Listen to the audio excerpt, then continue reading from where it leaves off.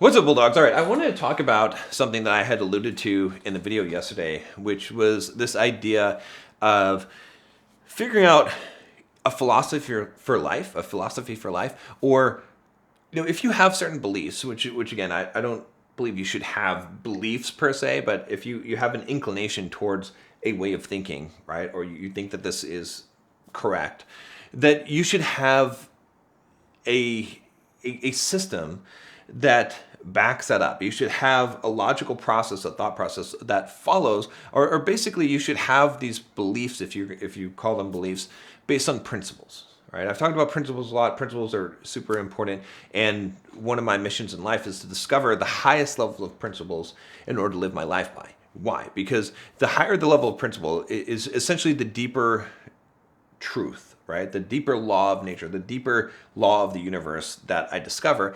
And that means that all things sort of fit into that, right? And so the deeper the principle that you can find, the more of life it's going to apply to and the more universal it will be, right? It's like finding a really specific equation that describes some kind of physics, some kind of action in physics, right? The more detailed that equation is, the more accurate that equation is, the more you can use that equation in order to predict things and to accomplish what you want in life, right? So, and again, the reason why I wanted to talk about this was because as I was having this discussion over the weekend at my wedding with a lot of guys, I found that a lot of the arguments that they had, either for or against various political positions, or you could say economic positions, they didn't hold any kind of weight to them because they were inconsistent with each other, and they weren't based on principles, right? So let me give you kind of a little bit of a background of kind of my arguments, and you can kind of see what I'm talking about, right? So the discussion was about sort of like economic systems and government, and I forget exactly where it started off, but essentially, I'm libertarian, all right, and I started to espouse kind of my views on libertarianism, and I basically said this, that fundamentally, that no one should be forced to labor, right? So no slavery. No one should be subjected to physical harm by someone else. No one should be able to physically harm you, okay? And then the third thing is no one should be able to steal from you. No one should be able to take something from you, right? And these are kind of the three fundamental truths of you could say fundamental rights that a human has, or things that pretty much everyone would agree that they wouldn't want any one of those three things to happen to them. Yet all kind of economic systems where we have taxation, we have government, involve violating those principles on the individual, right? And that we wouldn't do those things individually to someone, right? You wouldn't steal from someone, you wouldn't think that's right. You wouldn't harm someone physically and think that that's right, for no reason.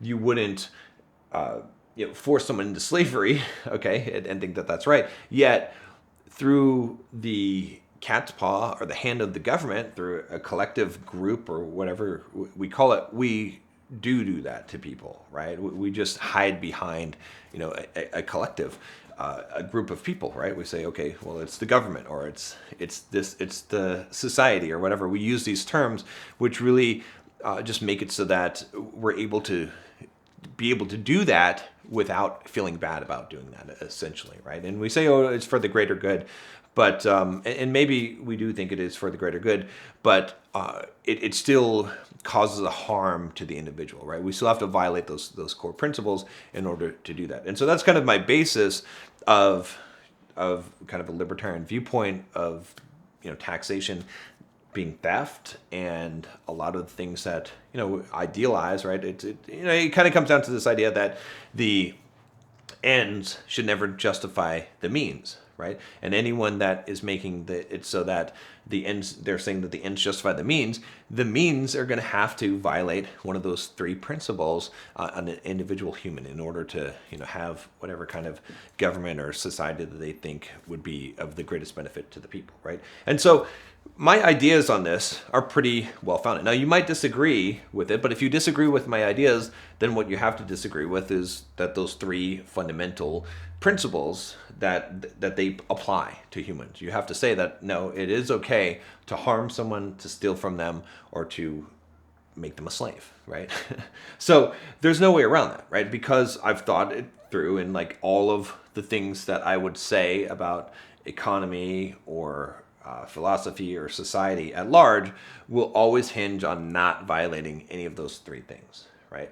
And so again, like I said, the point is not for you to agree or disagree with me about those things, but the point is that do you have beliefs, right? Again, if you're going to call them beliefs, that fundamentally can be broken down into principles that are never violated and are consistent with themselves, right? So what I find is that a lot of people, they will hold various beliefs that when you break them down to the principles, they're in contradiction. Like one principle must contradict the other principle. And what that usually means is that you haven't thought things out well enough to find the underlying principle which would allow both of those beliefs to be coexist, or that you haven't thought it out enough to realize that one of these beliefs cannot possibly be true, right? There's a lot of circumstances where this is the case, right? But people deny this, right? Because they just work off an emotional basis or what they think should be correct. Again, a lot of it comes from this thinking that the ends justify the means, right? And so a lot of people will ignore the means and say, well, this is for the greater good, or this is how things should be, but not thinking about, well, what does that entail, right? So anyway, the point of all this is just to say that what I think is really, really important, and what I think a lot of people don't do, is to really think very clearly about why do they believe the things that they believe. Like what are the factors that really influence us. And I did, my video on religion last week, and a lot of feathers ruffled as I expected, but I got the kind of generic responses I expected to get from that of people that are ignorant, that don't think for themselves, right? And again, I'm not saying that someone who's religious is ignorant, but I am saying that if you cannot really, figure out exactly why you hold these beliefs, and you cannot break it down to a fundamentally sound set of principles, then you are ignorant. Then you're not using your brain. You're not thinking for yourself. You're just repeating what someone else has told you, okay? Or you're just ignoring the truth behind things. You're just doing what feels good, or what you like to believe, without having some kind of basis for that, right? And so, I see this all the time, and I think that one of the reasons why I've been able to be successful in terms of YouTube, or creating content, or building a brand, and in building my business, and just in a lot of areas of life, is because I have solid life philosophies that I've developed over time, right? I've spent a lot of time thinking about, well, does this make sense? Or how would this make sense? Or, what, without a bias, right? Again, part of this is, that's why beliefs are so important to get rid of, is because if you have a strong belief in something, then you're going to try and find evidence that backs up your belief, right? But instead, if you say, well, okay, I'm suspending belief, and I'm just saying, okay, what logically follows? What makes sense here? Like, why does this thing make sense, or not make sense? And what would be the solution to this problem that would make sense, that agrees with some principles that I have? And so I think it's really important that you actually do this with your life. And so many people today, I feel like, they haven't learned to think for themselves, right? They hear what someone says, they hear social media, they hear the news, and they just repeat that. And we see this all the time, right? With the whatever wars are going on at different times. I won't name them, because who knows what YouTube will do to this video if I name what's going on in the world. It's a sad place that we're in, that is the case. But you see this. You see this so much today, because people don't really think through the actual principles, and they don't have a principle, right? It's like, if you ask someone, why do you believe this, and they can't cite it back to a fundamental principle, then it's sort of like that argument carries no weight, right? And I can't have any respect for that argument, right? If just you feel this or you think that this is right, that's not a solid enough argument. You have to have some kind of fundamental principle behind it, right? And so, I don't know, what I would encourage you, I guess, from this video to do is to really think about your own life principles. I think everyone should have a life philosophy, right? Everyone should have a set of things. I've got a document that's on my computer that goes through kind of all of the principles that I've discovered over time and the things that I teach on this channel, just so I can kind of go through that and remember some of these things. But I find that a lot of people don't have that. They don't have any kind of basis that they're living their life off of, any kind of principles.